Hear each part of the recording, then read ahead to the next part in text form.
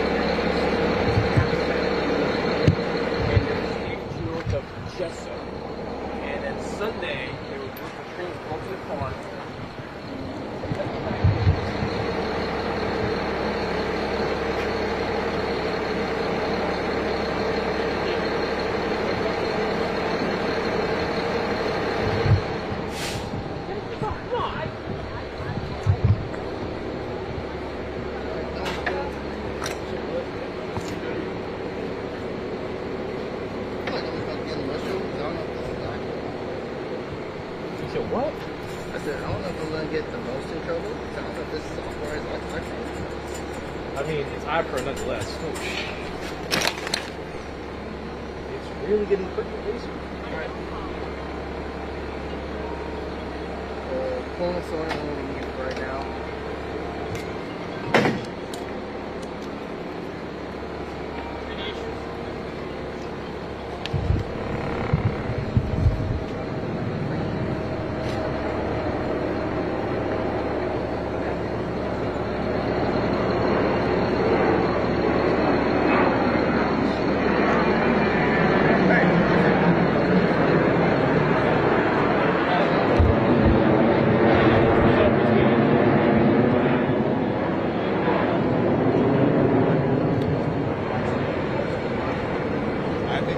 Pride for the moment. It's something that I never thought I was able to do. You're like one-on-one, right? You're supposed to be like I'd be in DC representing the artist to like city. Oh, they're going to give us a one-on-one. I'd rather not do it with somebody's black flag in there. Your honor also get for us and embrace the heritage issue. Well, it's really great because as a lower enlisted, you don't really get much opportunities to be going out as much as the higher officers, right? But right now, I'm probably one of the only few ones that gets to social media. So it's really great to represent my people and we're going to talk. So that's great. Last question. What message you want to do live? What time do you want to do live? About USA in general. 5 minutes. What word do you want to get? I want to give out that the Army is amazing. I'm trying to think of the word, but the Army is an amazing organization, and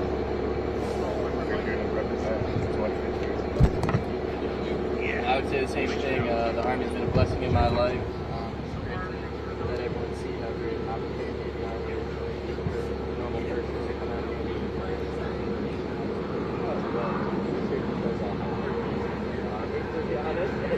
I'm a driver and I'm in DC right now, so what more can I ask?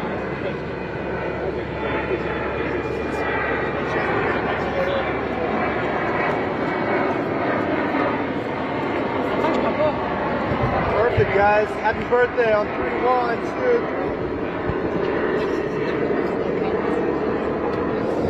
Thank you guys, appreciate it. They're gonna like show and tell what it is. Just walk and talk. I'll follow you around. Request to do some individual name with CBC Canadian Broadcasting. If you want to do the walkthrough, the walk and talk, and oh yeah, you want to do that, and then maybe can I put you on for CBC? Okay. Nice. I'll follow you like if I'm not here. Oh, following you. Okay. So this is an yeah. I mean, once they free up, that's and then Colonel Stahlkopper, the Fulbert PAO that introduced you all. He can also point to some other. I'm kind of staying with this small group here, but there's other groups as well, so we can kind of divide and conquer for you guys. Yeah, you just gotta give us a buddy roll. Take that. Steel plating and the protection of the roads. I'm you'll see the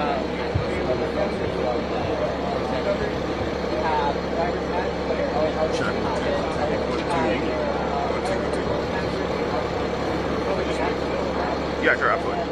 Just give me, I was gonna get some more stuff. Just give me a call. Yeah.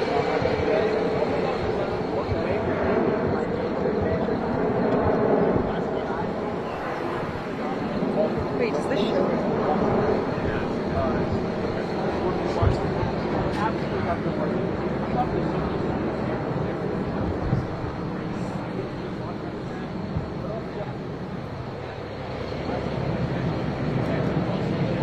Oh, yeah, but let me know when you're done. I just want to get a walk-up shot. Thanks. I'm done. All right, guys.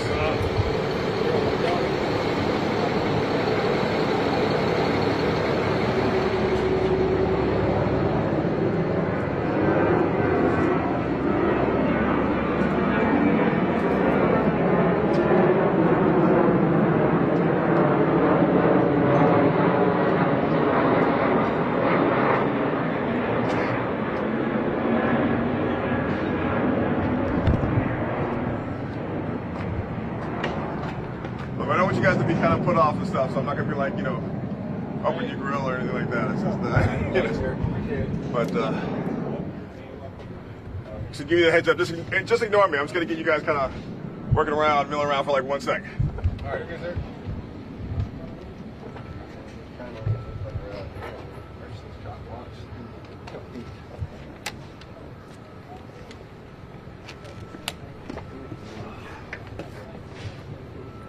Check your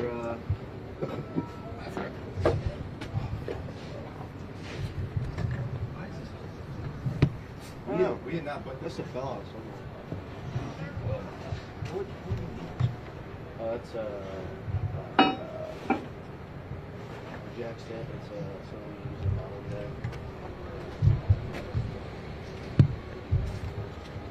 Sir. Yes, sir. Try not to record anything inside. Oh, certainly not. No, it's absolutely. classified. Absolutely.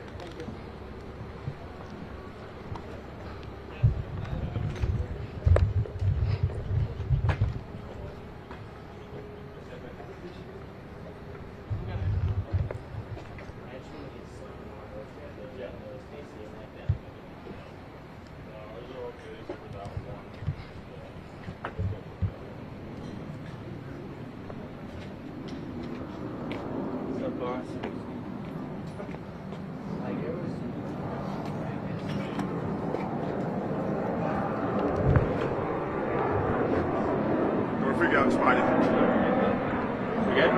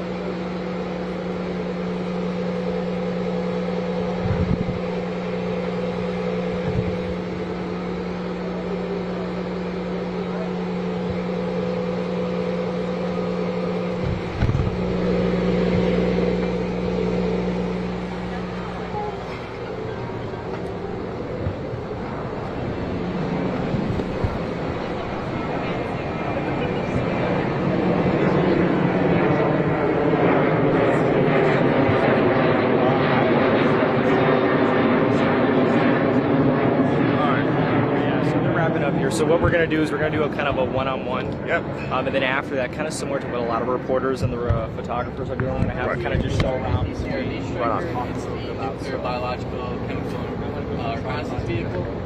I'll be okay. So all of these on the sides are just our storage boxes for when we go to the field. We can throw stuff in here for all of our personal equipment. Right up here with our periscopes, that is where the command is. I unfortunately didn't get the opportunity to go. My wife had a seizure at the MTC a couple months prior to the rotation. So It's up to agents to let us know if on the battlefield that we can market. Troops are aware of all that. No.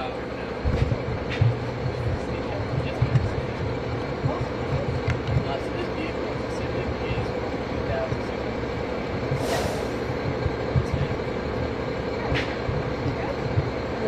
Yeah, anything else?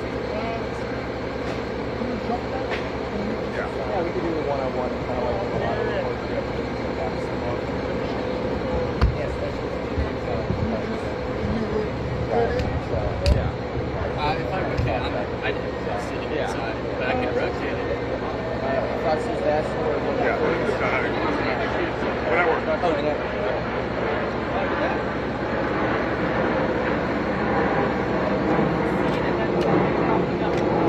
Sorry guys, thanks for your patience.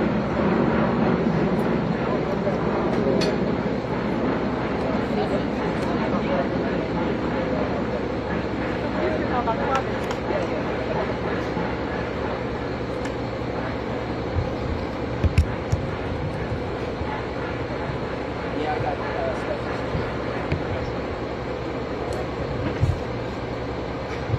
That was, I think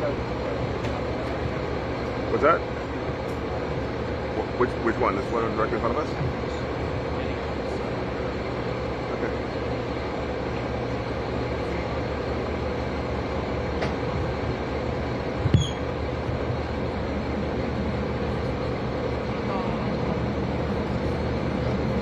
Are they going to drive this? What's going to happen? What are they doing with this? Okay, yeah, so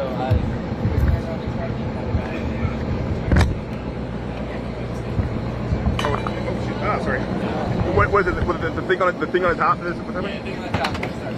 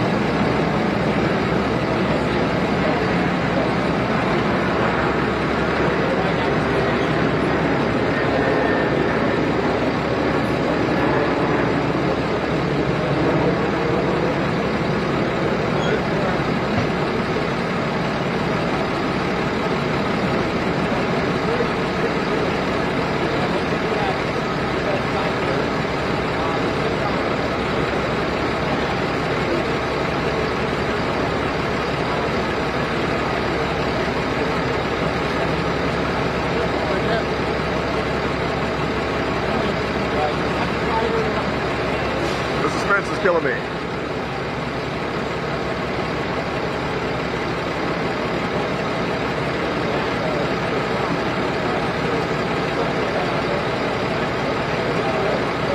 That thing on the top is going to be doing some moving, so I'm waiting till it does that. So.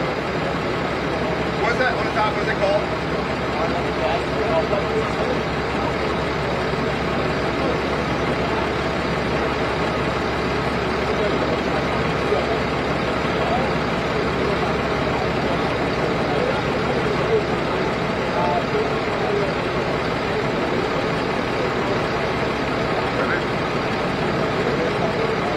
Guess that was it. So it just moved a little bit. That's kind of visually, that's kind of what it does.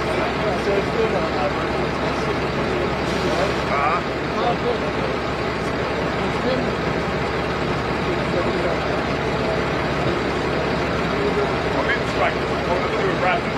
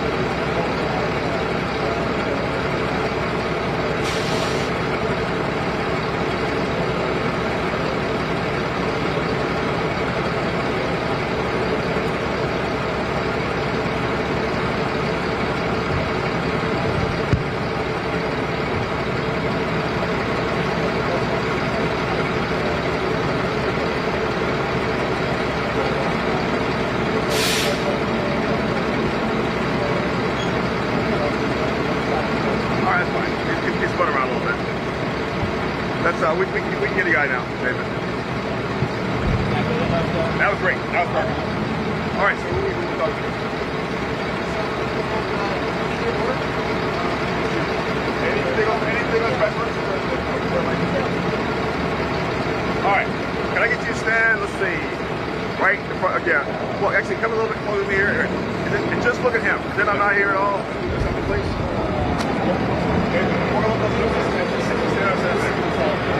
Yeah, just bring the collar down. Go for it, sir. Yeah, I'll let you know when I'm good.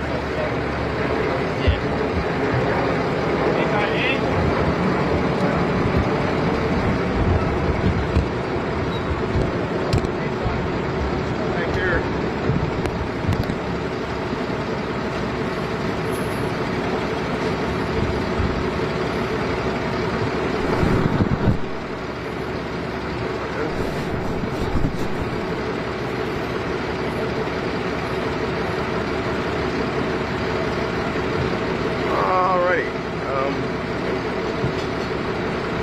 I'm rolling, and actually, if you could take your right foot and come one forward. There we go. There you go. Now look at it. There we go. All right. And if you can step a little closer to me, Nathan, like that way. Great. All right, we're good.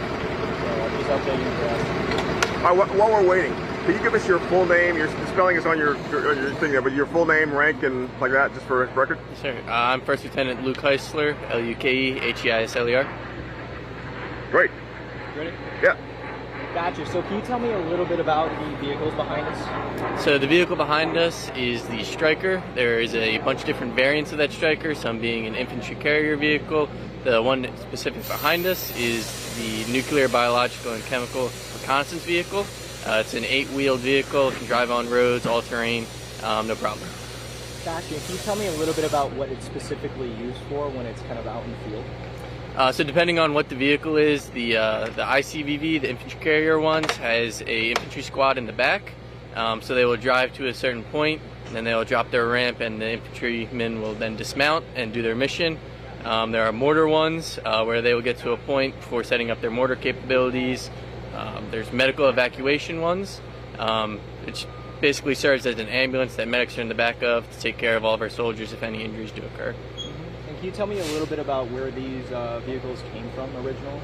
So all the Strykers lined up behind me are from Fort Cavazos, Texas, with the 3rd Cavalry Regiment.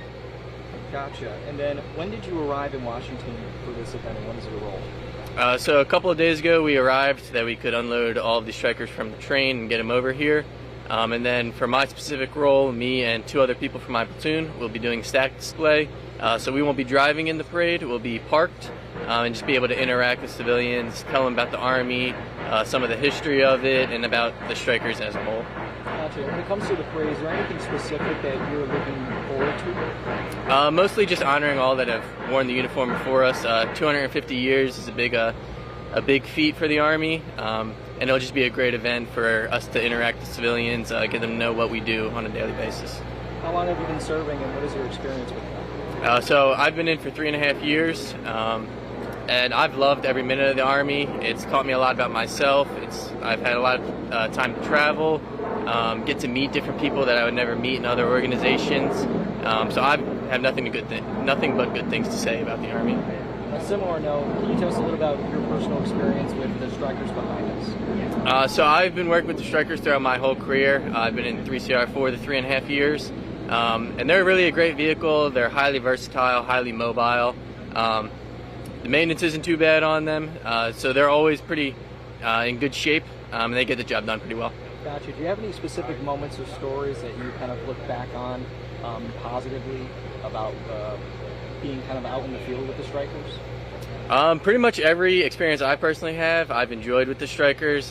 Going to NTC, the National Training Center, getting some very good training there to make sure that we're really hitting the mark. Everything that I've done with them, I've had no complaints. What do you think about the 250th birthday parade, about the anniversary with the military? I think it's a great thing that we're showing our pride in the Army. 250 years, it's been a long time, so it's good that everyone just gets together and celebrates what the nation's been through with the Army. Yeah. Gotcha. And then lastly, is there anything specific that, not just with the Strykers, but in general, that you're looking forward to for the parade that you really haven't been asked about, something that kind of you might think might be a little underrated, so to speak, for the parade? I wouldn't say necessarily underrated, but just looking back on all the history that the Army has had, and then just honoring everyone that has worn this uniform or currently wears the uniform, just all the great things that the Army has done. One more question. Answer to him, though, not to me. Obviously, you're in the military. Obviously, you think it's important. If you were to talk to Americans who either are not connected with the military, don't have families in the military, and if somebody were to ask you, man, why is this important? Why do you even think this is something important to do? What would your answer to be to that? Answer him. Okay, I would just say it's a great connect. Before joining the military, didn't really know much about it, but getting into the military, seeing what we actually do on a daily basis, the good training, the good people that are in the military, it's just a great experience. More can be learned if you go to GoArmy.com. If you have any questions there, it's a good site to answer any of those questions. Cool, excellent, man. Fantastic. We wanted to kind of just a little walk through. Yeah, if you, here, 1 second, let me take the camera off here. If you can just kind of point out some, you don't have to go in like super depth, but just point out some cool features and some stuff that might be neat to see. All right, you follow around, yeah. All right, when you're ready. All right, so here we have the front of our Stryker. Right here we have a winch for self-recovery if needed.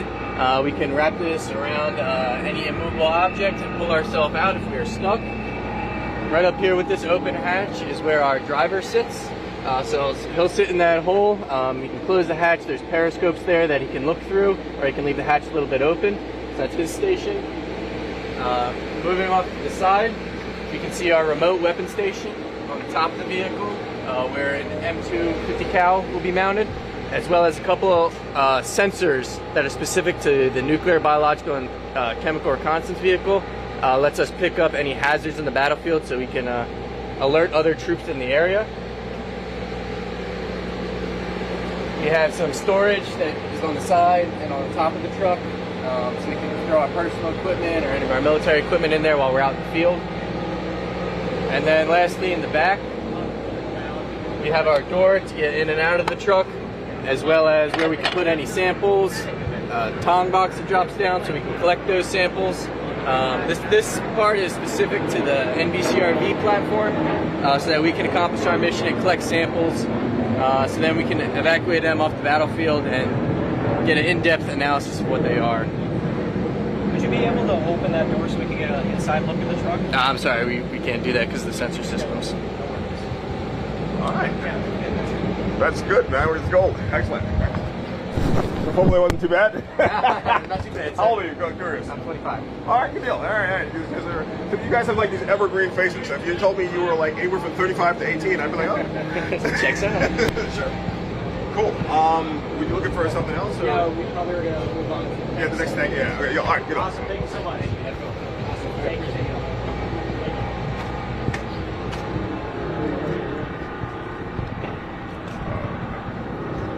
All right, so there is these guys, those are the Bradleys, and that first one is the Sherman. That first, that's Sherman, yeah, that was the last one that went off the tank. The very first one.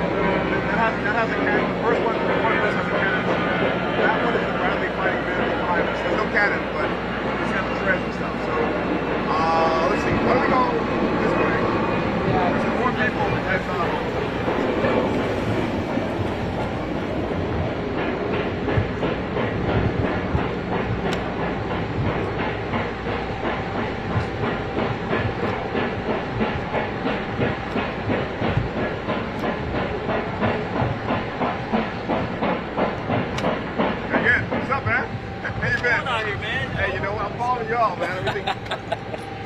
actually a stupid thing this morning because I got credentialed for the thing at Jessup?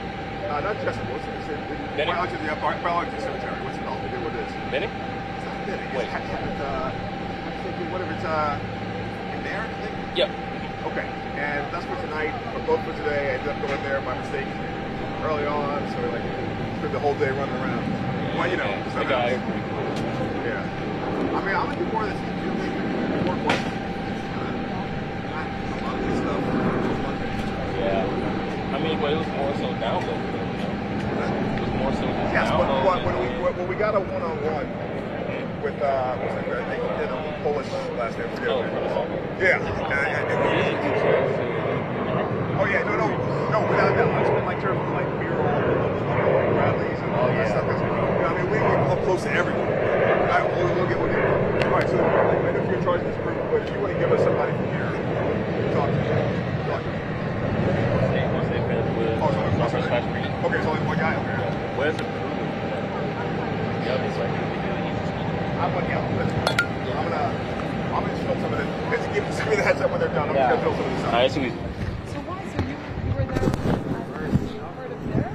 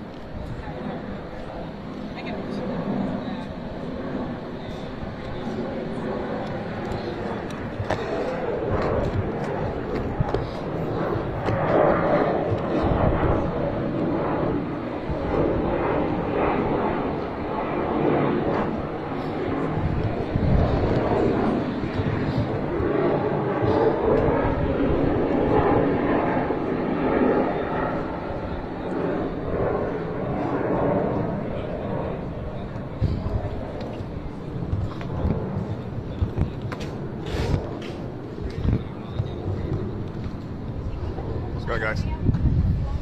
All right.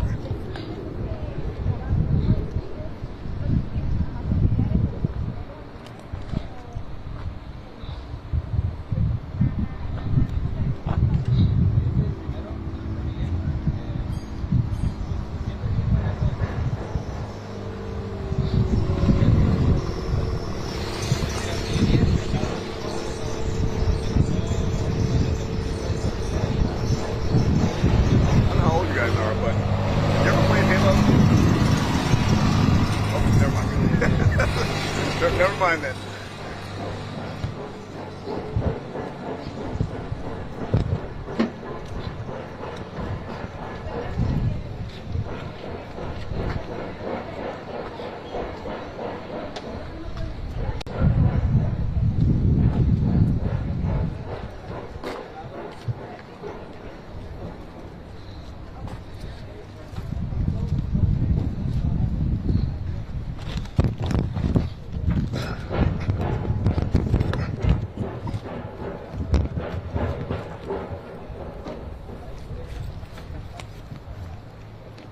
Driver or loader? Driver or loader?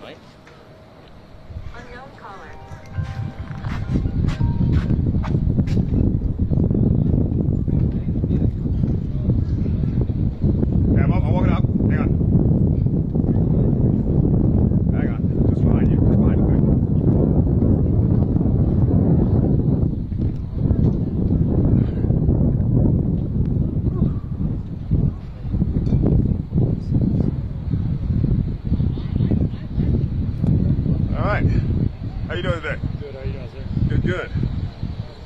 I was gonna say, huh? Yeah. You give us a good interview to say, sir, huh? It's okay to say. Was that like a thing you kind of only in group thing you only say when you're actually I mean, a member? I don't know. Soldiers abuse it. I'll say that. Okay. Yeah. All right, so if you come a little closer. Come one step that way. Great. You're gonna be looking at him, not me, the whole time. And I'll let you know when I'm rolling, and we'll be. Sorry.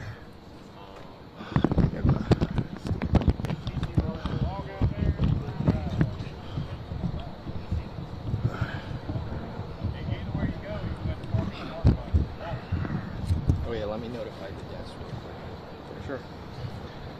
So how long you been in? 11 and little over 11 and a half years. Cool. Excellent. I guess it goes without saying that you love it if you've been in that long, or at least like it. Love it, hate it. Yeah, a little bit of both. I had a buddy of mine who was Marine Recon, and I said, "Wow, how'd you get in that?" He goes, "I was voluntold," which is apparently that's a bit I crazy. chose to do it. Okay, but it's just like every job. Right. Let me can you move that tripod? Yeah. Back a little bit. That's good. I know the guy who won't care. Next time when you get in, it's supposed to be like this. Kind of try to do this. That way it doesn't stick up. There we go. Gotcha. All right. So okay, I am rolling, and you just look at him. Pretend I'm not here. When you're ready, we can go. Yeah. Can you tell me your first and last name and spell it out for me? Sergeant First Class Timothy Reed, Timothy Reid. Okay. One second. Hang on. Let me just get something set with my audio here. You said Sergeant? Sergeant First Class. All right. You ready?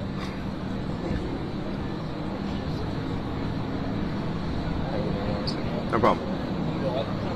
So while he's looking, tell him, like, what are you most looking forward to about this parade?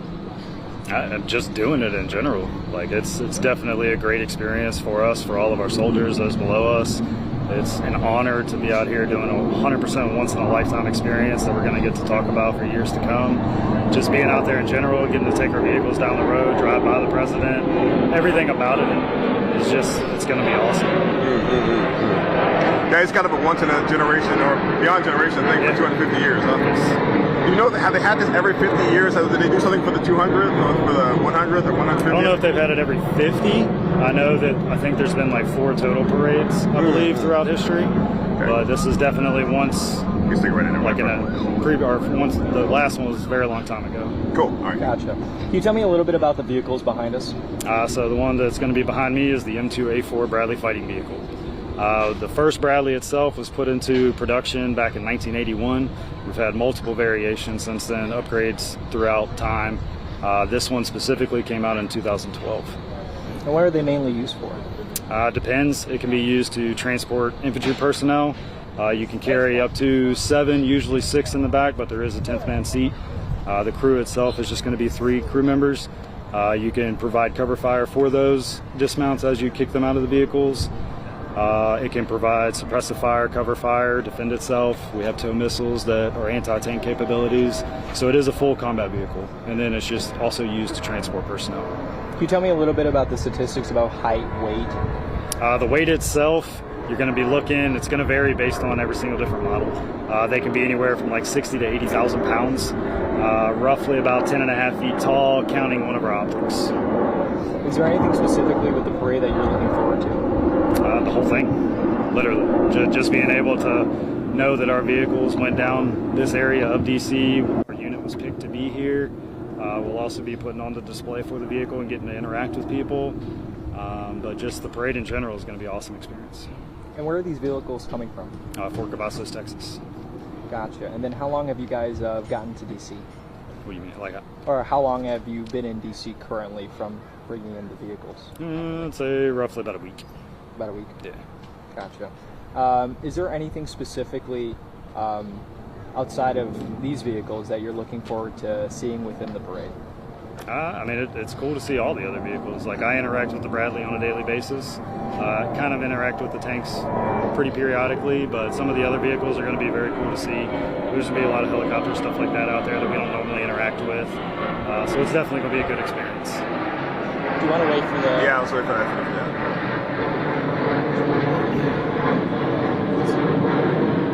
So while he's looking, answer to him. Pretend for a moment you're talking to friends, family, whatever, who are not associated with any military, and they might ask you, why is this important? What would you tell them? Just because it's a reflection of the military to the public. Like, they don't get to see us on a daily basis or see our vehicles like that or interact with us. So it's just definitely awesome for us to be able to experience that with them and them get to see us, talk to us about the military, talk to us about the Army specifically, what we do. It's definitely going to be a good time. Mm-hmm. Is there any concern for damaging DC roads or any kind of... No concern at all. Any of your track vehicles out here, they're all solid rubber track pads. It's literally a rubber track pad. You're not going to have metal encountering with the asphalt or anything like that. Gotcha. And then for my last question, can you tell us a little bit about what it means to you to be a part of the U.S. Army and an American? It definitely means a lot. Like, I joined the military mainly for personal growth. You increase your discipline, you improve your leadership, pretty much everything about you as an individual. Just helps you grow as a better person. The military itself offers both physical and mental challenges, so forces you to think outside the box, forces you to just become a better person in general. Anything else? No, we're good. Sounds good. All right, thank you very much. Thank you. Fantastic.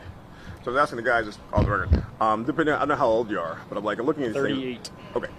You ever play Halo? Yeah. Okay, I'm walking around, I'm hearing the music. I'm like, do. Because if you play it, you don't know. That's awesome. Would you be able to give us just like a little walk? Oh, yeah. Of the vehicle. The vehicle's not open, so you're only... That's all right, Just the outside. like on the outside, just tell us a little bit about it. You're not going to be able to see but so much. Before you do that, can I just get your range?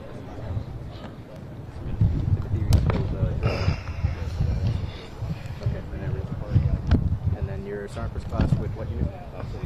Fort Nightcap, and you are the platoon sergeant, and you are your MOS specific. You're a Bradley crew member. No. Whoa. Interesting. So can you tell me why you're speaking on behalf of Bradley? I mean, because we are on Bradley. Because you discount, right? There's still Cab Scouts on Bradley. There's also a separate MLS for personnel over so there's still Cab Scouts on Bradley. Yeah, so when I'm up close to him, you don't have to stick the mic in just there, because usually I'm getting right up top, you know? Appreciate I've never it. really Thank used you it so much. before because usually we have the clips. Yeah, I know, which I also have. Yeah, so yeah, absolutely. All right, You ain't so gonna be able to see much. yeah, but here's the part of the thing. Question, obviously, they talked about the pads with the rubber thing for that. So hang on before you. That's those kinds of things are out there. Okay. All right. So Nathan, you can lead them off and ask him.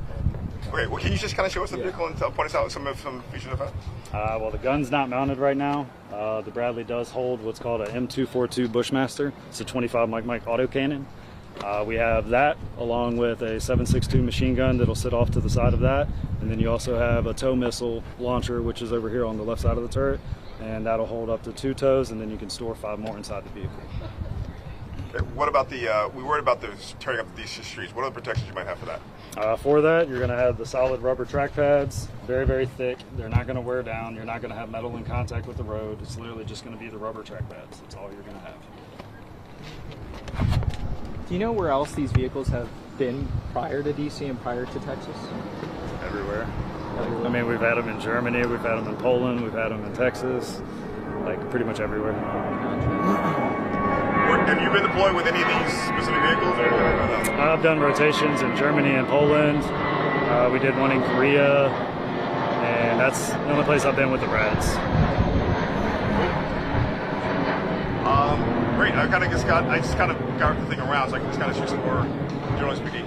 Lastly, anything about the armor plating that makes it special or protective of the troops inside or anything like that? I mean, it is protected by aluminum armor, but we also have the capability of putting on explosive reactive armor, which is going to enhance the armor of the vehicle, which we would use whenever we do take it to a combat environment. Okay, and are there especially things made for it to be easily put on, or? Oh yeah, it's just literally like it's kind of like looks like bricks, but it will be formed and it will be installed on the vehicle.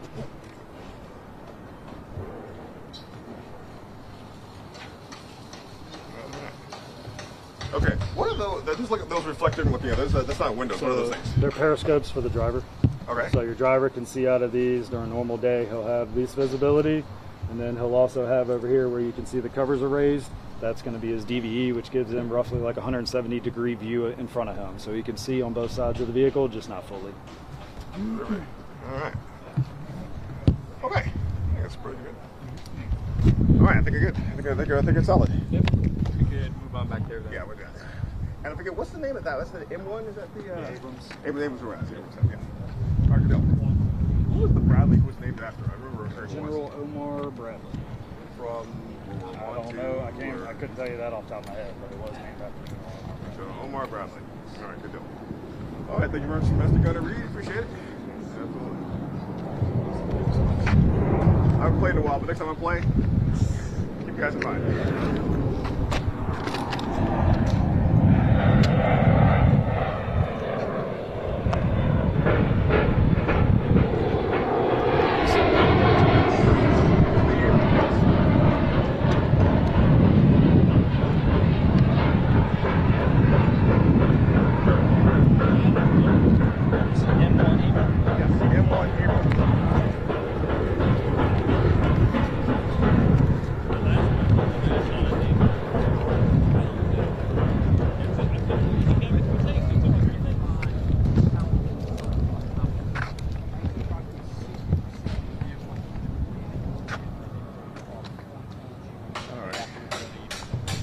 Alright, so I got some guys working on an Abram a minute ago.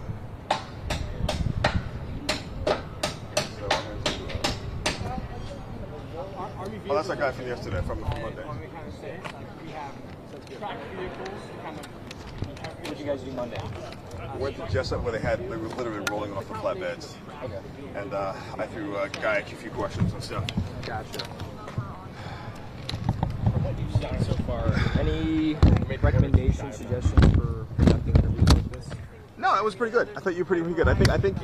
I mean, you're following so you're asking the question, what have you, and just kind of going through the list. Abrams main battle if you tank, hear them say anything, or if you're wondering about something, don't be afraid to be like, like for example, you have your list of questions, but they said something, and you're like, huh. Follow So that. we started loading all these vehicles over a month ago onto train rail cars.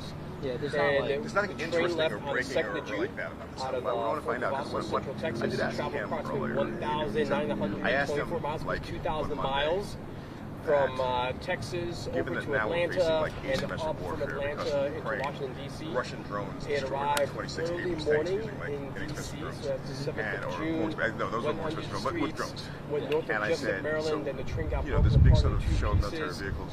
The Is this something like Strykers yesterday's and military? vehicles If went to the the Benton less CSX yard for advanced download, armies can do and all on the sorts of heavy things. track And he gave a vehicles, good they answer. went Basically, to it's the like Jessup something CSX like yard, like, and that's yeah, I think where it's not all just the downloading Abrams on started the early field. They Monday have morning. the Strykers and the Bradley. Maybe that was his answer. But bottom line, my point is that I asked a question about like it was a bit sort of like not so directly about like, hey, you tell us something happy about the military. Sure. So the Bradley, the Stryker, and the Paladin like I said, ask the question from you're going to ask. This area, but if there's plus anything sort of others like, that the Army's bringing the next several days. because what it is, when I'm asking him on like static to display say on something the to someone like national his mall. family, So I want him to be a bit more soldiers will be next candid, to vehicles, as opposed to just kind of giving me festival goers can ask about the this vehicles. talk to soldiers, ask Anyway, them I'll be about their job, experiences, where they're from, and then the rest of them, they will be in the parade. If you want, when you come itself back, you can get late B-roll afternoon while or we're the waiting. evening of Yeah, of course. June. Because there was an Abrams behind there, which I already did. But I'll get some more. The big goal of this whole affair is to boost recruiting. So do you see this as being a part of that goal? And, you know, what are you hoping to get out of this? Yeah. So I think several things. One, it's telling the Army story, celebrating our 250-year birthday. We have a rich history, a rich tradition going back 2.5 decades, from Revolutionary War, World War I, World War II, to the Global War on Terror. A lot of storytelling. So this is also a storytelling opportunity. And yeah, this is also a great chance for the American public to come out, meet its Army, and maybe someone will walk away like, yeah, I'm going to driver one of these things. Learn how to be a mechanic on these. And if it leads them to potentially GoArmy.com, learn more, and maybe decide to serve the U.S. Army, fantastic. Yes, we do want that. And so far, we've reached 61,000 new soldiers, so we're ahead of the power curve, which is great. But if this means more people are interested in U.S. Army service to be a soldier, we welcome it. Come out, learn. It's going to be a fantastic day on the 4th of June. Oh, it's so good. Whew. I can't imagine, again, being an MFJ. Oh yeah, like definitely all MJs. I'm specifically, I'm heard of one of the reporters from an international station. Okay. Ava National Cable Network in South America, and he has to, like, overall, we are bringing his phone for the U.S. Army Oh yeah. for many bases across the country. And sometimes Americans just do not have a chance or ability to interact with its Army, our soldiers, and their equipment. And this right here may kind of like, you know what? After maybe talking to a soldier and learning about the Army, My dad's geeking out. My dad used to be in the military. He was in the Gulf. Oh really? How nice. Yeah, he was infantry. Or they end up picking up a book and That's funny. reading a story about. Can I ask how old he is? Yeah, he's or the U.S. Army in the Revolutionary War or the Global War on Terror. And it turns into You should think about that, huh? education Like, session, like you said. He just turned Fantastic, that's great. Everyone kind of walks away with knowing a little bit more. And at the end of the day, it's our birthday. We're happy to celebrate it, and we're celebrating What do you think? with the American public in the nation's Why does that freak you out? Which we've been in the nation's capital in the past. most of my consciousness, 1991, most of my memories after have Desert been Storm, from my teens. we had a parade with even more soldiers and more equipment. That's funny. I couldn't wait to get out of my teenage. I was like, yeah, that sucks. I'm not afraid to get out. I think so far I've been doing, like, this is really cool. Being able to do this, and especially at, like, in my teens, has been really cool. Right. I can't say that I haven't done anything. That's correct. Yeah, there you go. You've probably done more than most at this point. 1991 after Desert Storm, but the other instance was Yeah. Well, the bad news, now. I was waiting for the magic adult fairy to come down and be like, okay, and now you shall get the secret knowledge of adulthood. Yes. Tell me everything. We've been here before on various occasions and across the country. Are you talking to Mike, please? Yes, testing, 1, 2. 4th of July parades, Memorial Day parades. We have communities that ask, hey, can you again? tank? Testing, 1, 2, 1, 2. That's it. Static display. In Right, Central go. Texas, for example, Yeah, just wave the guy down. we were invited to You said wave the NASCAR event. Wait him and then. In Fort Worth, and we brought one of each of these vehicles and several others, and we parked. Yeah, if I don't pick up, that means I'm just kind of walking over. Yep, it's all good.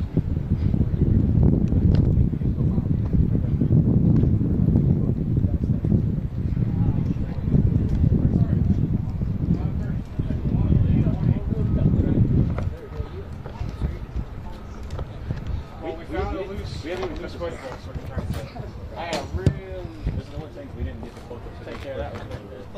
Damn, all this shit.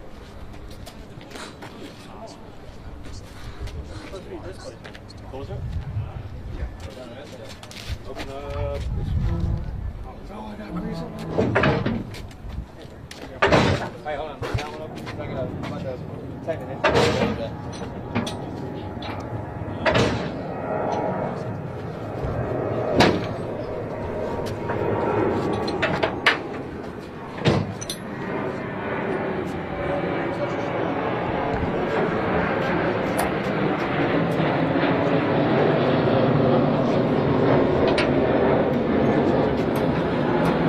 They're gonna place a wedge bolt in, tighten one up.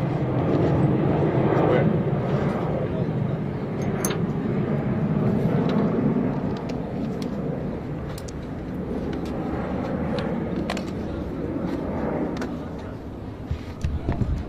Are you going to close that one or not? I want to get the picture if you're going to do it.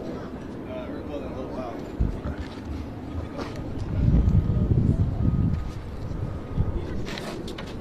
Sorry, I'll keep behind you, sir.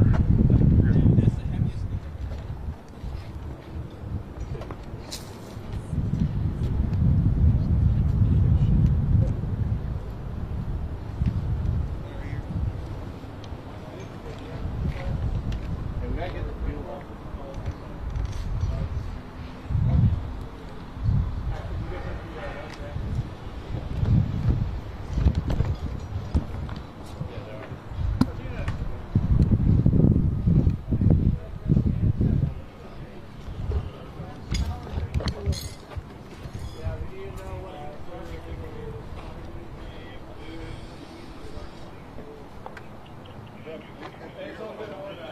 It's Giselle. You're good, you're good. Yeah, never mind.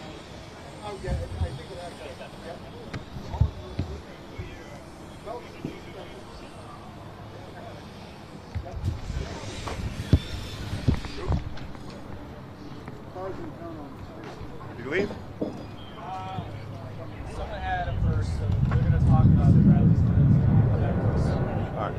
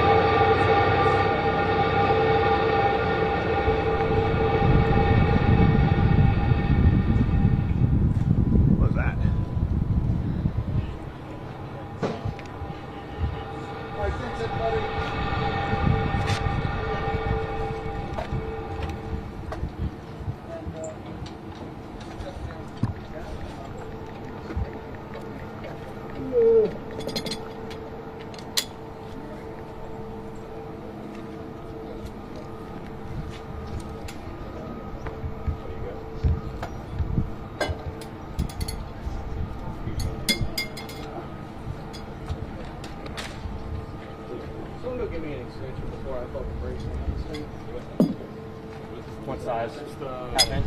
3/4. That's not a half inch. That's definitely a half inch. Yeah. It's a 3/4. It's the same thing, sir. It's Hey, Martinez. Yeah, maybe stressing half me inch. out. You know what I'm talking about? Like I had.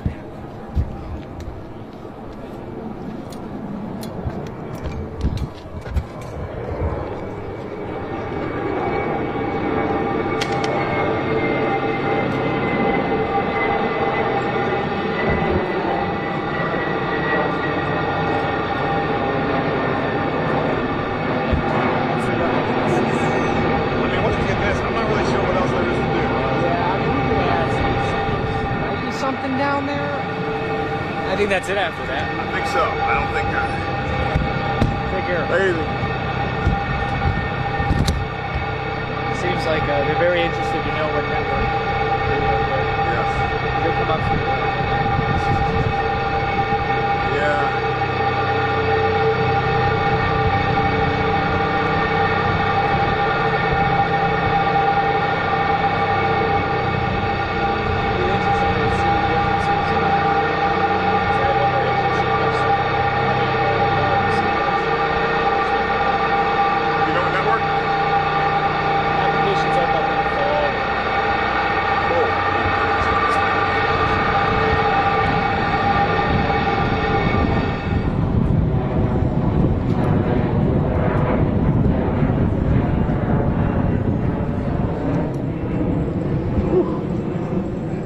I don't need to be in the sun.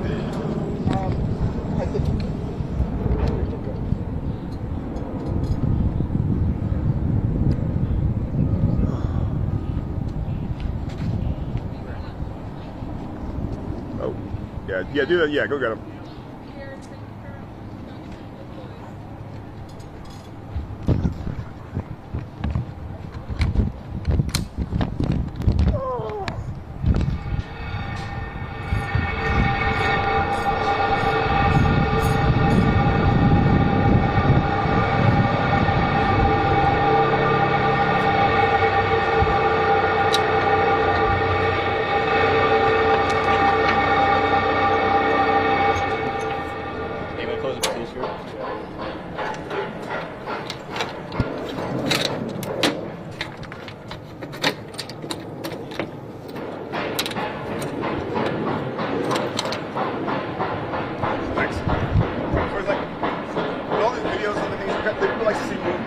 Anytime, like, for example, you're watching something, the guy closes the door, that's like what they call a natural sequence. Like, you know, blah, blah, blah, blah, blah, blah, tank, and you hear, boom, and then you see the next guy walking over. So I always like to get those, like, little moments of action that say something.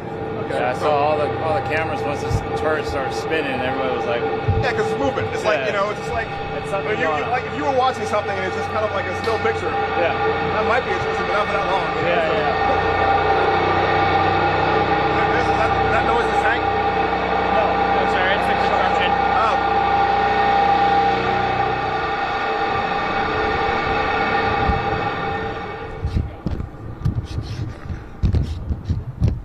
I just got him closing the side of the tank for whatever that's worth. Although right now, I don't know how much of what I'm doing.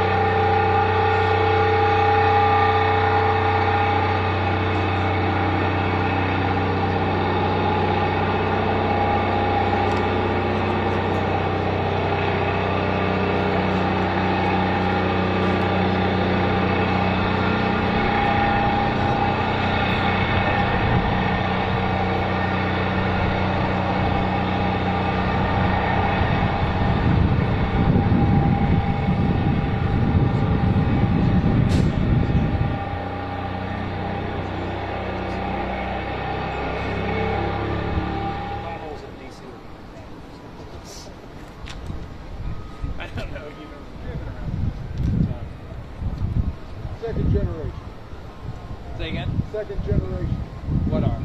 Hey, here. How are you? My great grandfather helped with the washing money. Oh, that's amazing. That's amazing. I know about So you know about the potholes. You know about the complaints of the district on that. But that's every city. Philly talks about potholes. New York talks about potholes. You can't be a comedian in New York on the circuit.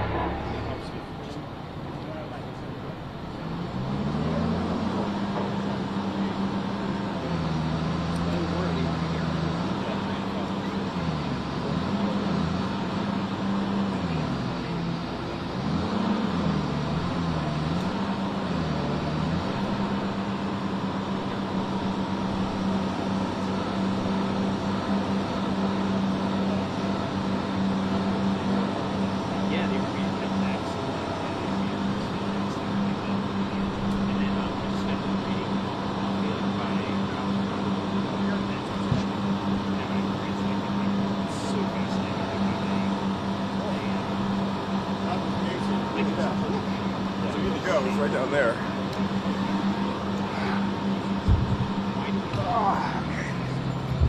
Let's get by Abrams.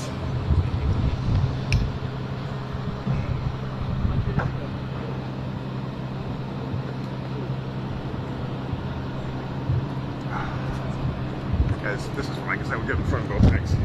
Yeah.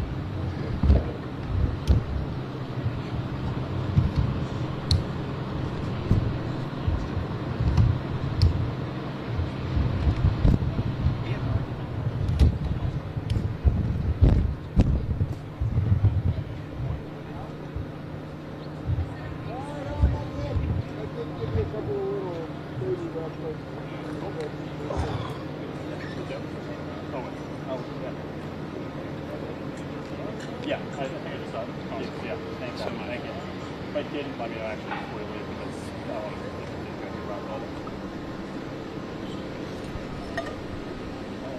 through This guy an Abrams guy too, or no? Oh. no. Hi. How are you? So I was gonna have either one of you guys, but actually maybe you might be better. Are you the Abrams person to talk to? I am. Hi. I am Lieutenant Colonel Patterson. I am in with 1st Cavalry Division on all these. So the tanks, the Bradleys, all of these, they're all from 1st Cavalry. Because we've already talked to about the Strikers and the Bradleys, so we kind of if somebody kind of talks a bit more about the Abrams, if you are able to do so. You can talk about Abrams too. I was thinking about him more than you because you talked to us Monday. Yeah. And so maybe it might have to be good to have a different face. What would you like to know about this? He's our guy, so he's got some questions. So we'll tell you ahead of time. Yeah, we're going to ask about just mainly statistics, where they're coming from, just some background, maybe some personal experience. So personal experience and that kind of stuff. So I'm not a tanker. I would prefer to actually does that kind of stuff. Do you have somebody around available to talk to us? Yeah. We have a construction window, so I want to. I understand.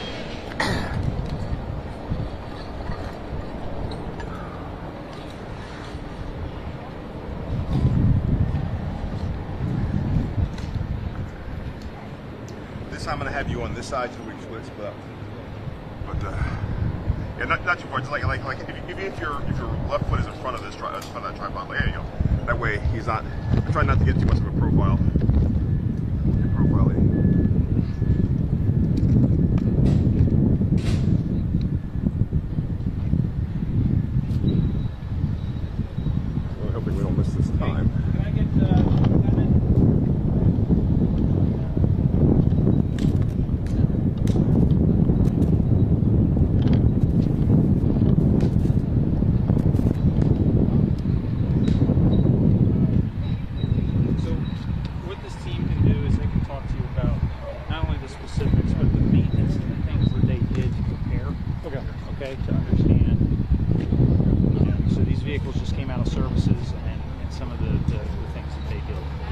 lieutenant is a platoon leader. She is she's from North Carolina, and the sergeant is your sort of technical expertise. Fantastic, and we haven't had too many females to interview, so that's great. One more. Yeah. You and your Yeah, we can do two. Hey, we're all close. Come on in. You don't have to be too far. And both of you take a tiny step this way. Good. Now you're going to be looking at him. He's going to be asking you the questions. You're going to be answering the questions to him. And we'll kind of get you together here, if that's cool. And you can take it away when you're ready. Let me let you know when I'm. Yep, sounds good. So these are technical questions about your tank. We're talking maintenance, preparation, any specifics. All right. So I am. And I'm sorry, you're Fox? Yes. Fox is the network. It's supposed to live. Yeah, gotcha. All right. So I'm ready when you are. Gotcha. All right. Starting with you, first and last name, and spell it out for me, please. My name is Sergeant Jesse Sattler, JESSE-SATTLER. Gotcha. First Lieutenant Casey Thompson, KAESSEYTHOMPSON. Hey, by the way, you don't have to lean in. The mic will pick you up. So if you just kind of hold it like that, perfect. Just look at him. You don't have to lean in, especially. All right. Gotcha. Sounds good. Can you tell me a little bit about the vehicles behind us? Yeah, so the vehicles behind us are M1A2 SEP V3 tanks, and they're a 4-man crew. So it'll be the tank commander, the gunner, the driver, and the loader.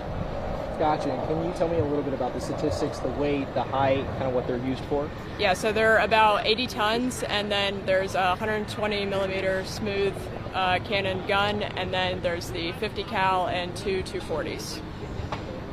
Gotcha. And we were told that these are some of the heaviest vehicles that you have here right now. Is that true? That's correct. The M1A2 Abrams is definitely the heaviest out of all the vehicles that's parked out here today. Gotcha. Can you tell me a little bit about the kind of preparations that you guys have made for these vehicles and some of the preparations for the weekend parade?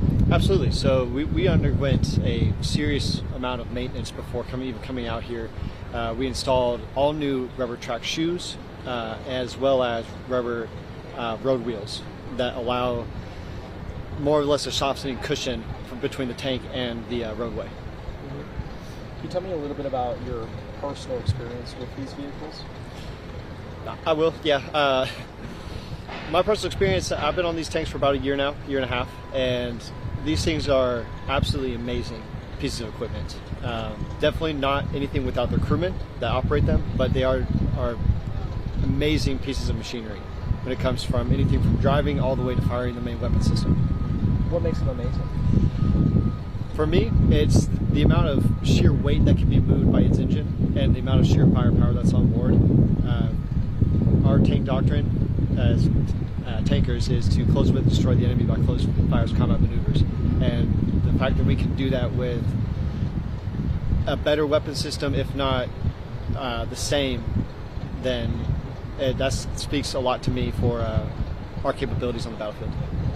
And if there's anything that, these are going to be featured in the parade, is there anything notable or anything interesting that you would hope that viewers or passerby know about these specific vehicles? I just want the public to see how amazing they are. Like, I love my job. I enjoy the small crew aspect of it, being in a 4-man crew. And like my gunner said, it's nothing without its crew members. The crew has to be very synchronized and harmonious to get and work together to accomplish the mission.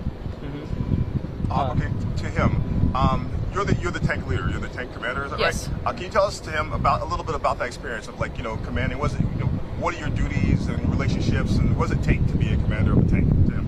So to be a commander of the tank, you have to take care of your crew, and then you also need to make sure that maintenance is getting done, especially track maintenance. It's vital to the mission to make sure that the tank doesn't break down, or what we call throw track.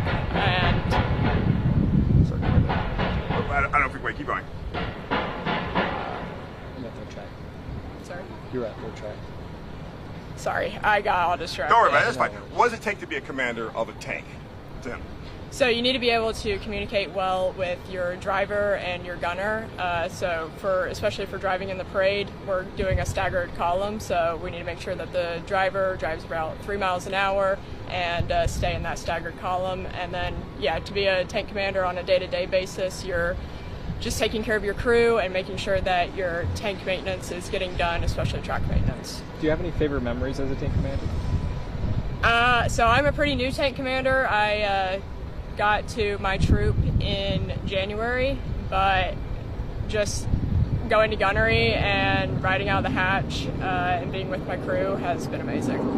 Okay, also to him, being military, generally speaking, but also like tank commander, that's a stereotypically kind of a male kind of thing. But you are not only a female, but you're a female commander. Can you tell us a little? There's a way for this plane to go over. It's kind of slow out. Sorry, we're right by Reagan National, so it's a lot of civilian flights taking off. That's fine. Answer to him. Can you tell us, a little bit what it's like, your experience being a female, not just female, but in the field, in the field of the field of war? Honestly, for me, it's not really any different. My soldiers respect me, and I respect them just the same, and we fight the same fight. So. Yeah. So I'm not looking at so much difference. Can you just tell me, generally speaking, about, I'll put it this way.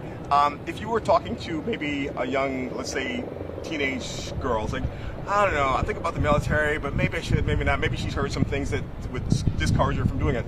Answer him. What would you tell her?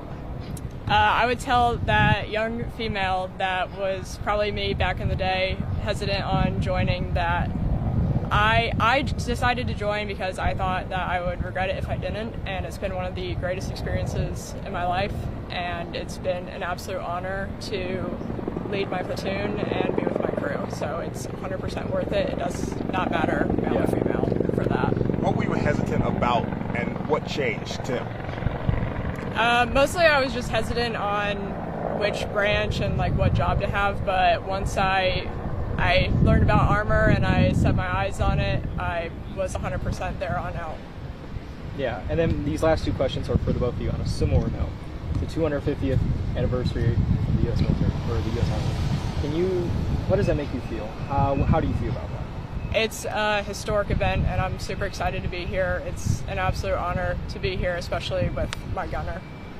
The same for myself. It is a massive honor to be here in D.C. for the 250th anniversary of the United States Army, especially with my tank commander. Wasn't a lifetime opportunity that's just before us, so I'm very proud to be here to represent what I stand for and what the Army stands for. And on that note, is there anything that you would like to say kind of in summary of being a part of the U.S. Army as well as being an American? For myself, being a part of the U.S. Army as well as an American, I feel like being a soldier embodies the American spirit. For anyone who thinks about joining this job, we have a slogan, and I'll say it, it's be all you can be. The Army has definitely pushed me. One second, I just kind of hope it's going to stop it, it's going to keep going or not. That's very good stuff, and I'm trying to put the music without having this, so. Yeah, it's fine. No, not the whole thing, so just your last answer. You want to do it. All right, let's try it out. Go ahead. For myself, it's definitely be all you can be. The Army has that slogan for a very good reason. The Army has pushed myself to be all that I could be and then some more, especially having a female tank commander, something that not necessarily used to, but it's something that I'm proud to be a part of. I'm proud to be a part of our crew. That was good. We're not going to do that one. That was if you want to. You don't know the flight route? Seriously? You told them go on Red Bulls. You know what? I don't, but you know what? I can totally do that. Totally set you up. So it's all right. Yes, please. Yeah. To reiterate the question just again, what is it now? Kind of commemorating the 250th anniversary. What does it mean to be a part of the military to you, and also to be an American? Like Sergeant Sattler said, it embodies the American spirit, and it's just an honor to be here and to be on our actual tank and going down Constitutional Avenue. All right, so let's go. I want to get kind of just footage of you guys. Can you get you walking toward your tank, and this is going to be dumb, but just talk, kind of interact with each other as though I'm not here. It's a bit worried. Actually, don't stick the mic in. I'm just going to do camera mic. Yeah, just kind of I don't know, poke around, look because you work at the Abrams, right? So let's kind of have you go toward the Abrams, kind of poke around it. All right, go for it. Actually, we'll stop there. Stop. Sorry. Come 2 steps back toward me, please. 3 steps. Actually, can you spit out just a little bit more? Ready. Okay. When I say go, then walk toward the tank. All right? Go ahead.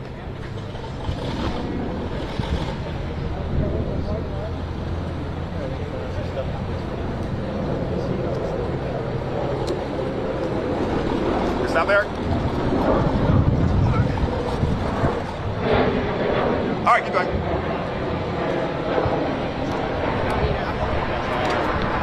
Going this way, going this way.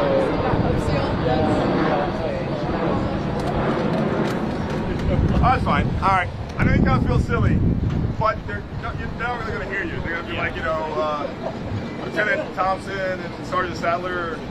Boom, boom, boom, kind of like so, there you go. All right. Great. Thanks, guys. Appreciate it. So you all Rangers here? No. Everybody's got the thing there. So for this is the First Cavalry Division's. Oh, Cavalry. I'm sorry. I saw the horse. I don't know why I thought it was Rangers. Yeah, so it's commonly misconcepted because they have the similar color, black and gold. But this embodies the First Cavalry Division, which is the oldest cavalry unit, cavalry division in the United States Army. So cavalry. Yes. Particularly make you learn how to ride a horse. A part of us do. We do have a horse attachment. Because I figure that should be like quiet. I think I should be in the cavalry at all. We traded the horses. Yeah, but I mean, World War III, everything breaks down. The horses are around, the tanks are not. Yeah. Yeah, we do have like a historical unit that actually rides the horses out and stuff like that. Okay, all right, yeah. All right. Sorry, I'm teasing you guys a little bit, but that's cool. Thanks. Thank you so much. All right, okay.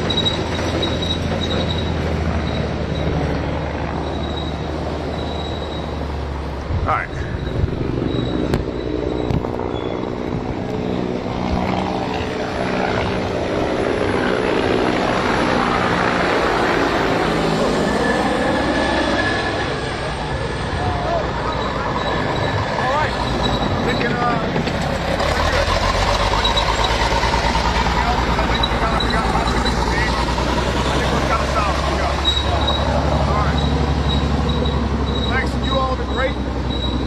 Some of you I will see at JBA, some of you I won't.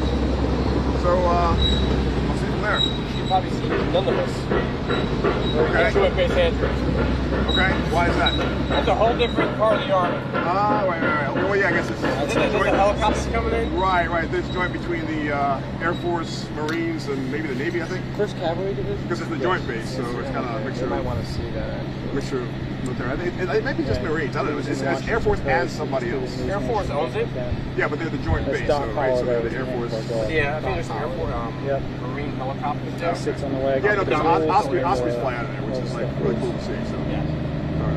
But like for this part, it should be like Army aviation, Army helicopters should be coming in. Cool. From the south. All right. Cool. You good? You happy? Yeah, no, this is awesome, man. I appreciate that. I hope you all are good with everything. All right, so camera's off. Personal question: you feel mistreated?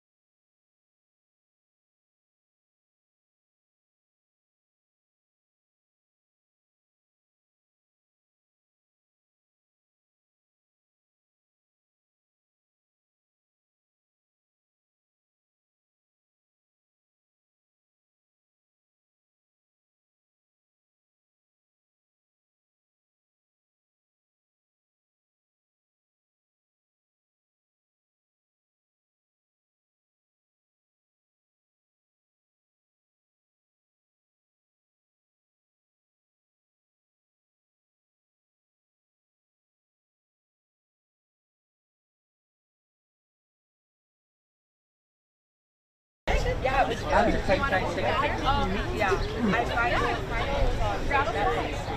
But for so long, it was like,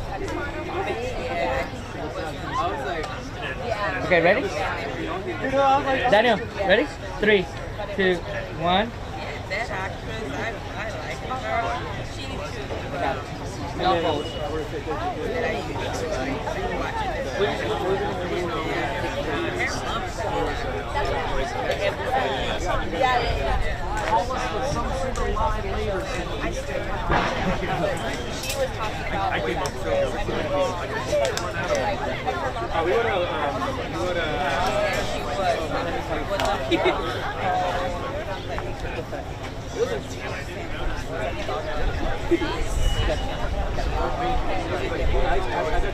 There'd always be some traumatic thing. But my mother, she didn't want to work. She was I don't know that she did easily. She recognized the voice that I was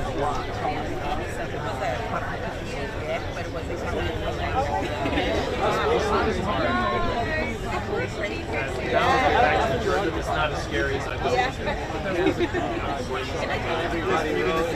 You realize that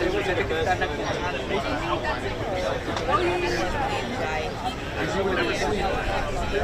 Driving.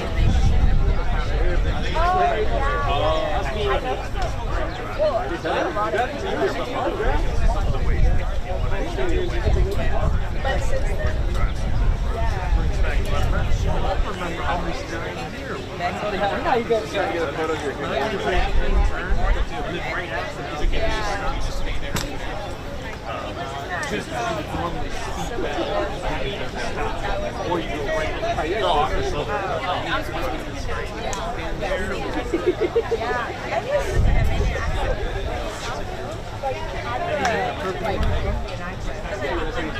Yes,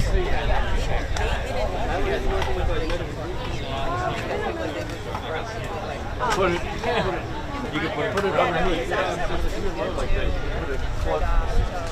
Put it right underneath. So I don't want to cut into your own.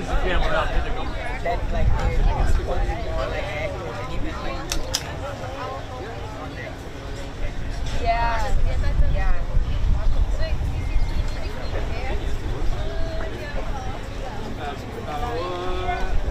Illinois for sure. I don't know.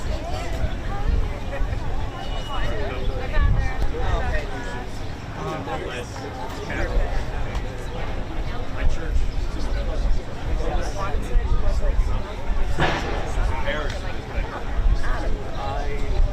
Literally. Oh, it wasn't too hot anyway, but I was also between a different job that would have been more like I want my arms to show. Yeah. Like,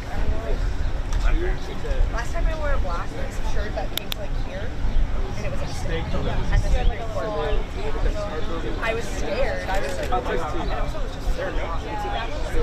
That one was at least it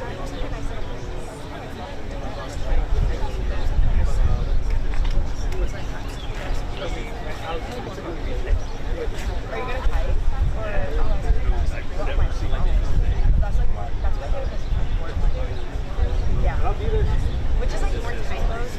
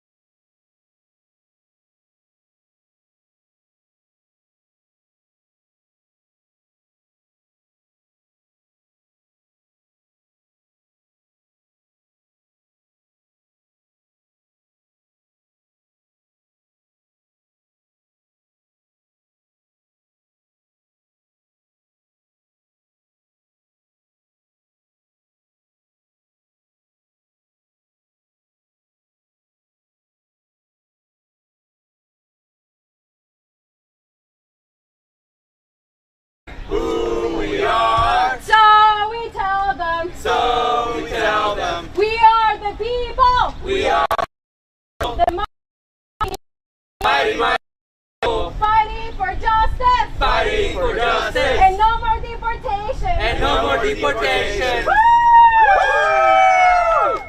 Hello and welcome everyone. My name is Claudia and I have the honor of serving as the organizing director of United We Dream, and I will also be your MC for today's press conference. I want to give a special thank you to Senator Durbin and his staff for holding it down with us today. We are here as the Home Is Here campaign because this Sunday, June 15, DACA is turning 13. DACA is becoming a teenager. Woo! Through over a decade of court challenges and attacks from anti-immigrant politicians, we, the people, have been the ones to keep DACA alive. 13 years ago, DACA became a beacon of hope. It promised that young immigrants could dream, live, and thrive without fear. But today, as we witness with outrage and heartbreak the rising wave of cruelty, ICE arrests without warrants, mass deportations without due process, and terrifying raids from Los Angeles to Boston, we are reminded that this fight is about all of us. It's about the kind of country and the kind of world we are willing to stand up and build. A world where no one fears being turned from their home, their job, or their loved ones. A world where dignity, justice, and humanity prevail. Now, more than ever, we must rise together to defend immigrant youth, to protect our families, and to demand a future where everyone belongs. The vast majority of undocumented students today do not have DACA and are vulnerable to immigration enforcement. In recent weeks, this vulnerability was made painfully clear with the detention of Jimena Arias Cristobal, a 19-year-old Georgia college student, and Marcelo Gomez da Silva, an 18-year-old Massachusetts high school student, both of whom are young immigrants but not protected by DACA. These cases underscore the program's limitation and the urgent need for congressional action, especially in the midst of escalating threats against our lives. What we've seen in recent weeks, and especially this past weekend in Los Angeles, the deployment of National Guard and Marines to our streets, far beyond the limits of legal authority, is not about safety. It's a deliberate move to intimidate, to escalate violence against our communities, and to lay the groundwork for mass deportations across this country. This is just the tip of the spear. The writing on the wall could not be clearer. We must come together, we must organize, and we must deliver permanent protections now.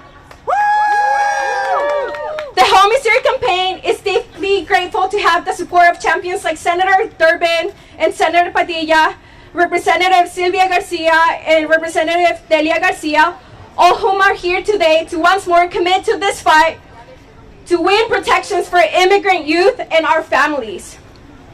I also want to express our deep gratitude for our Home Is Here partners and allies, NILC, CASA, Forward.us, Voto Latino, CARE, Make the Road, and so many others who advocate and mobilize in defense of our people day in and day out. Can we give them a shout out? Woo! Now, it is my pleasure to introduce our first speaker, California Senator Alex Padilla.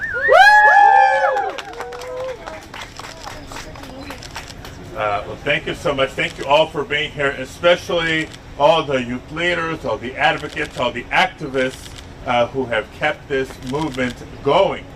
I want to thank my colleague Senator Durbin, and of course Representatives Garcia and Ramirez, and everyone here at the Home Is Here Coalition, and of course all the Dreamers who are sharing their stories. It's always been so moving and inspirational to hear their stories. It's always taken courage for them to share their stories, but especially in the times that we are living in right now, it is both more courageous and more important. You know, time and again, when things go bad for Donald Trump, and they're going bad between the failed tariff wars and this horrible budget reconciliation bill coming through Congress, whenever things are going bad, he needs to distract. Whenever he needs to change the subject, his classic playbook is to demonize immigrants and blame immigrants, scapegoat immigrants for all his problems. Even when he's embarrassed about his breakup with his BFF Elon Musk, he turns to attacking immigrants. We know that throughout the country, from the beginning of his term, we've seen illegal deportations. We've seen his administration ignoring due process. Now we see ICE raids in my hometown of Los Angeles, California. And so this week, as we should be celebrating the 13th anniversary of DACA and our unfinished business, I understand the fear that hundreds of thousands of dreamers have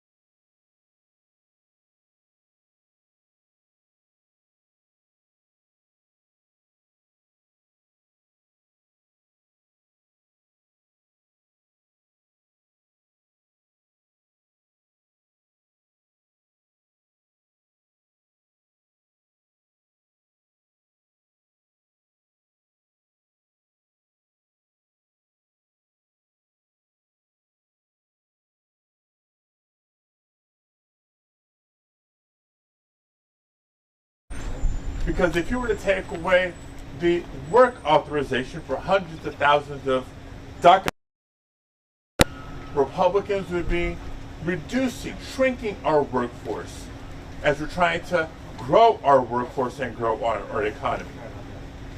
They need to understand that dreamers, in addition to being our neighbors and our loved ones, are also teachers and caregivers, nurses and doctors, small business owners. Dreamers are hardworking members of the community, and they pay taxes just like the rest of us. For our nation and for our economy, they deserve peace of mind. And that's why we need to pass the DREAM Act, championed by Senator Durbin for so many years. Because it's not just temporary protections that dreamers deserve, they need permanent protections and a pathway to citizenship. It's the least that we can do for all their contributions to our country. Quisiera entregar unas palabras en español también para las cadenas bilingües. Quiero darle las gracias al liderazgo, a nuestro campeón, el senador Durbin del estado de Illinois, y los congresistas García y Ramírez, todos los organizadores de Home is Here Coalition y todos los dreamers que están aquí. Compartiendo sus historias, sus experiencias, porque en este tiempo, este ambiente político es hasta más importante y hasta más difícil, viviendo las amenazas de la administración Trump. Desde el principio de su término, desde el 20 de enero hemos visto tantas detenciones, deportaciones, una administración ignorando el proceso debido de tantos inmigrantes, nuestros derechos fundamentales. Y lo triste, lo trágico es que cada día que le va mal al presidente, hay mucho que le va mal en este momento, él se descarga en atacando a la comunidad inmigrante, tratando de culpar a los inmigrantes por todos sus problemas. Y no lo vamos a dejar, nos vamos a defender, porque sabemos el valor de la comunidad inmigrante. Esta semana deberíamos estar celebrando el aniversario de DACA y tomando pasos para adelante, no solo para mantener el programa de DACA, sino acciones legislativas para entregar protecciones permanentes para inmigrantes, un camino a la ciudadanía para los inmigrantes que lo merecen y contribuyen tanto a la economía de nuestro país, como trabajadores, como consumidores, como empresarios. Esta lucha por los esfuerzos legislativos del miembro del Senado, pero es el ánimo y la fuerza del pueblo, el movimiento de Dreamers, el movimiento. Muchísimas gracias por su liderazgo, por sus voces y por sus acciones. Seguiremos luchando hasta la victoria. Gracias. I'm going to take the honor, I'm sorry, not sorry, to introduce my friend, my colleague, someone who's welcomed me, taken me under his wing since I arrived in the Senate in 2021 and was appointed to the Senate Judiciary Committee. I get to serve as, well, now the ranking member, no longer the chair of the Committee on Immigration, but the chairman of the Senate Judiciary Committee and the champion, longtime champion for the DREAM Act, Senator Dick Durbin. It is difficult to take someone who is so tall under your wing. But I tell you, he is my partner in this effort, and he is a leader on the issue of immigration, and I'm glad to be now in this announcement today.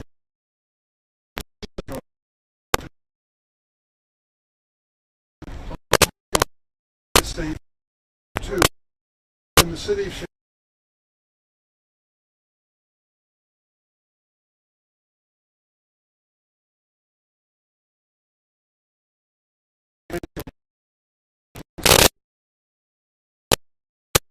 On the application,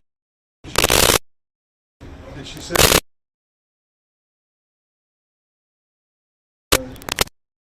I'll try to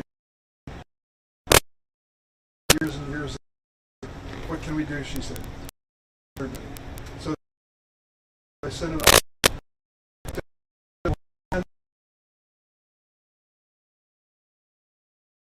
had to leave states for years.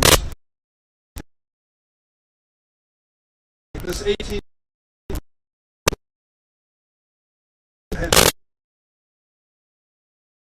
she didn't make the to apply for.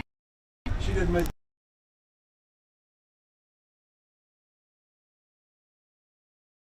good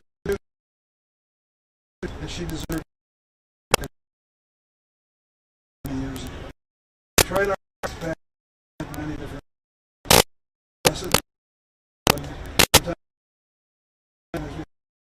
couldn't get it through. In the Senate by the name of the United States. Statement said by to do the Dreamers. And after a long months in preparation with DACA.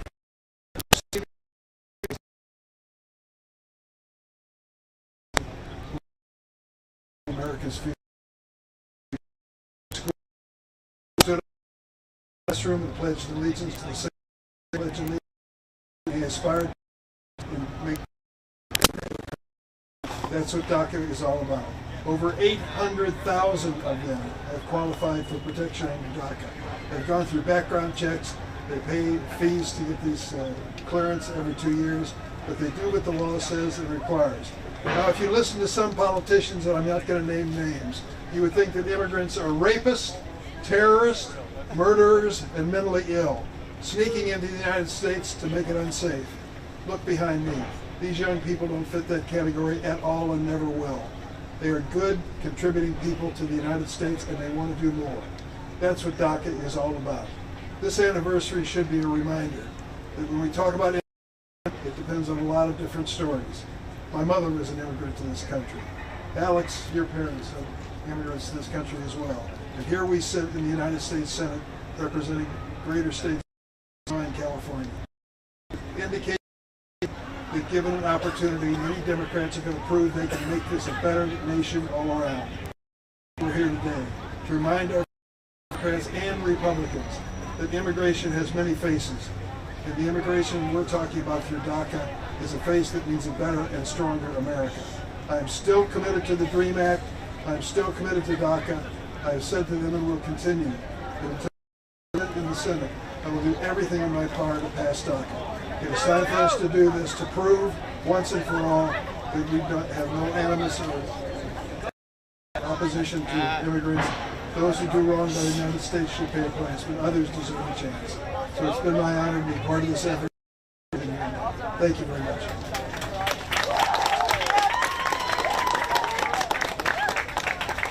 Thank you, Senator Padilla and Senator Durbin, for being with people and our families. I would like to invite Aiden, as a DACA recipient, undergraduate student in science.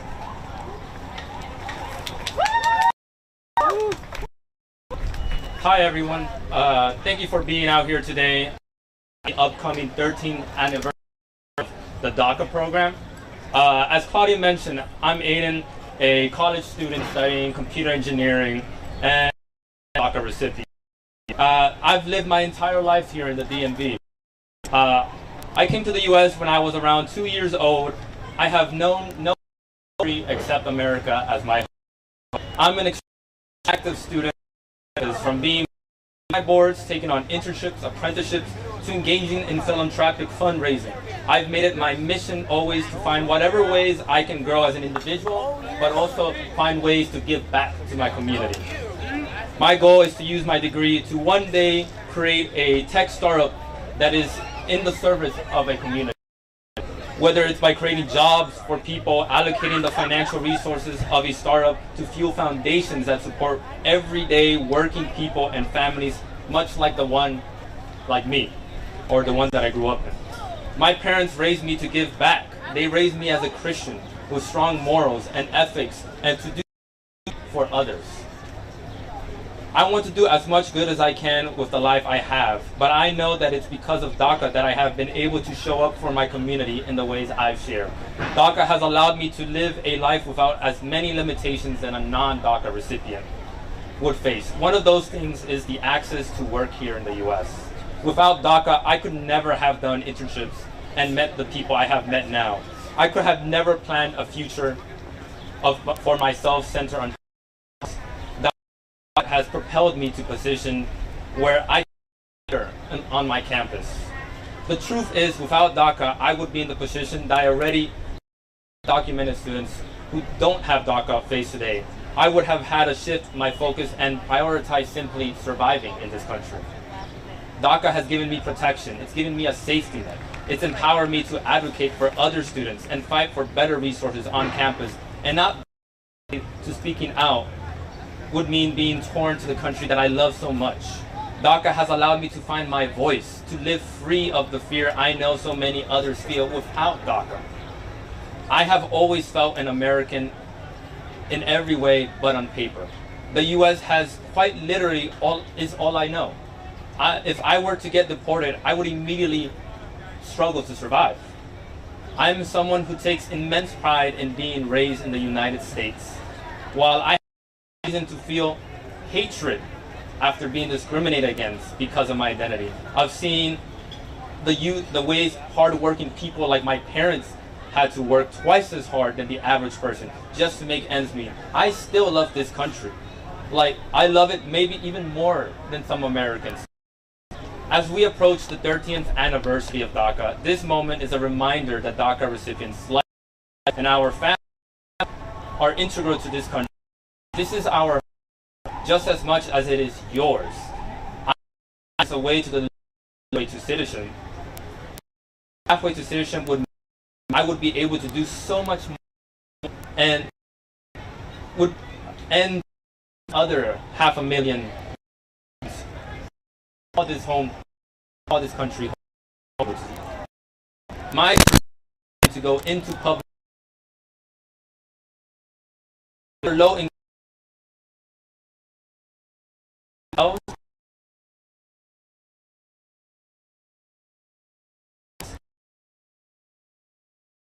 do without a passage. I the members of with us today have done to champion a pathway to citizenship. And as I close, take this moment to urge their congressional colleagues to remember the responsibility of communities. I have always gone about helping people in the ways that I can, despite the limitations of not having citizenship. Every day I make my community proud. I urge Congress to act the moment to serve communities and deliver a pathway to citizenship, because this moment is about all of us, not just DACA, but all of us. Thank you.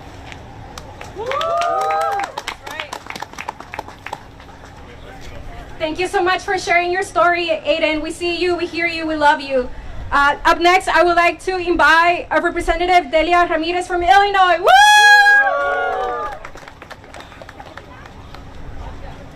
Let me be clear. Home is Here. Home is Here. Home is Here. That's right. That's right. Home is here. And when I say home is here, it also includes you here in the United States Capitol. I want to make sure people understand that. The dreamers are welcome here.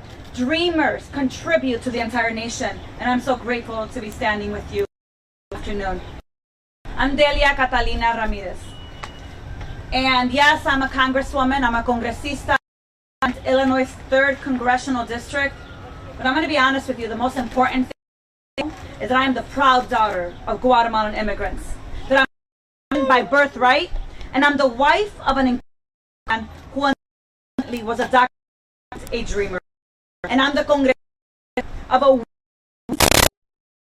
fascist government attacks, but we will not to walk and our commitment. Let's start by acknowledging how difficult these last few months have been. They haven't just been difficult.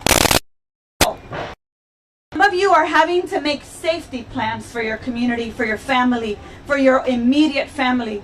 Some of you are asking, what happens if or dad is taken? ¿Quién va a pagar la renta? Who's going to take care of the mortgage? Who's going to go pick up the 7th grader or the kindergartner if in fact I'm not able to pick them up because I got abducted by ICE? Trump, Norman Miller, and this whole regime has waged a campaign of terror against our neighbors, against our families, our loved ones, as they advance this agenda. Try to cast immigrants as a public enemy. Just last week, New York, in Chicago, LA, ICE agents, immigrants, restaurants, Mike is a sure, kindergarten graduations, all our communities, just to create propaganda in our community. And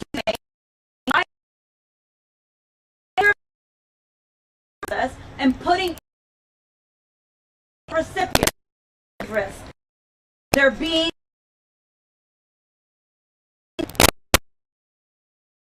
taxpayers to the Department of Homeland for their tickets and introducing and voting for anti-immigration. Members of Congress who to defend DACA recipients and dreamers have put a target on them on their well-being by voting or voting for this funding. And at this moment,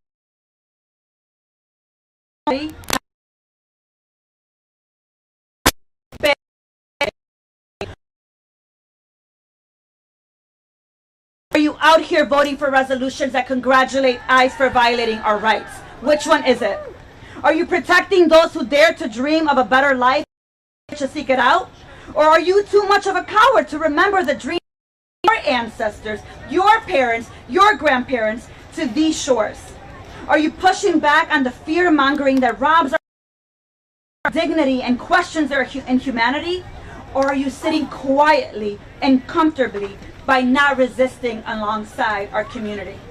And listen, I frankly don't care if you're a Democrat or a Republican.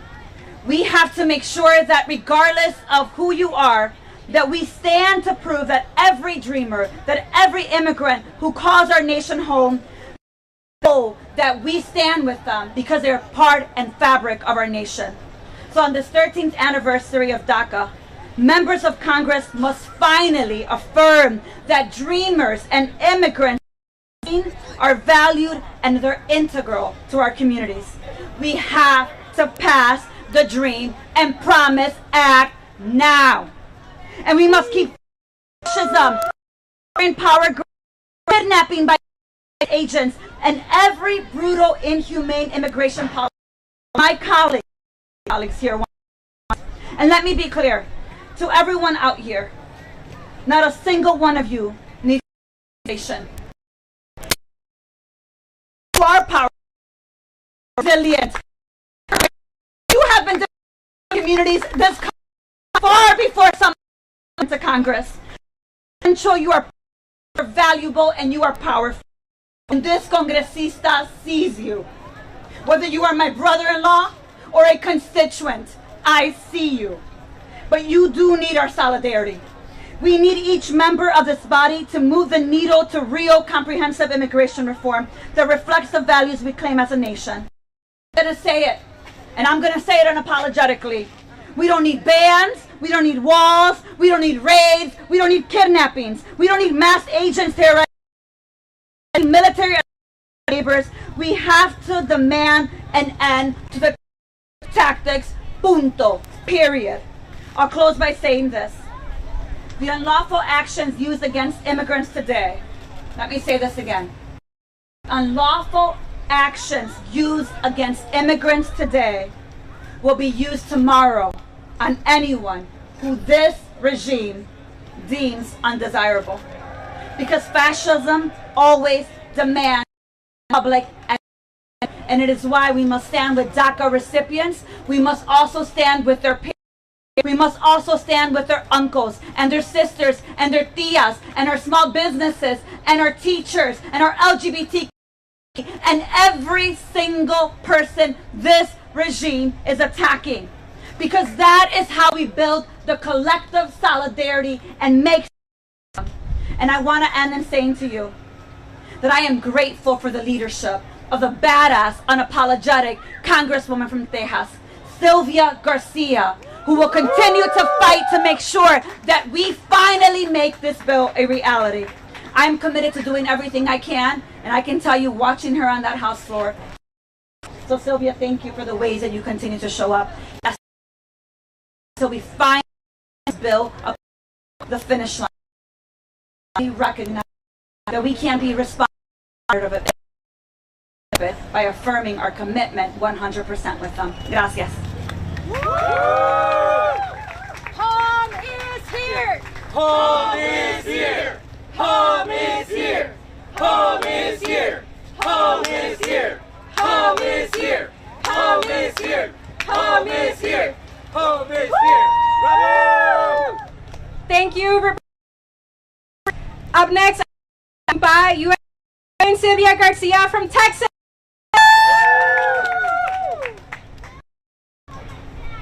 Well, I'm Sylvia Garcia from Texas, the Houston area, but more importantly, I am the sponsor of the Dream and Promise. First, I thank Durbin for being here. He has been steadfast in his support in filing the DREAM Act here in the Senate. He is, but I know the great legacy that will include the grandfather of the padres, dreamers, because he's always, of course, my Senator Padilla and I go back to our knowledge.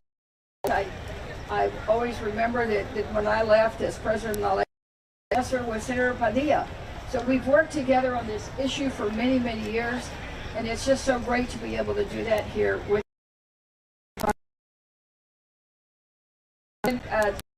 is, I mean, as chingona is in any area to work with. Dream brought this to their country through no fault of their own. When people talk about dreamers, they kind of tend to forget that children really have a choice where they go. They kind of follow the parents, right? So all these people who talk punitively and cruelly about dreamers just don't know what they're talking about. The average DACA recipient was years old when they arrived. 6 years old. That's not even, some places that's not even the first grade.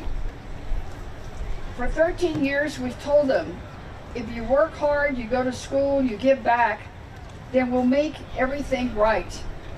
But it's not right.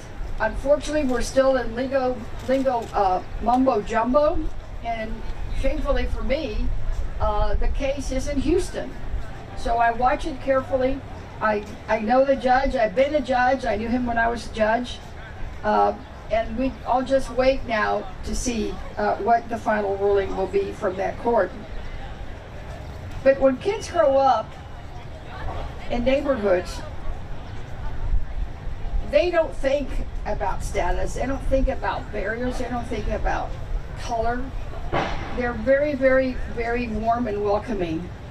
So our dreamers who grew up in our neighborhoods went to the same schools, they pledged to the flag of the United States of America, and they are in their heart, in their soul, and in their minds, they're American.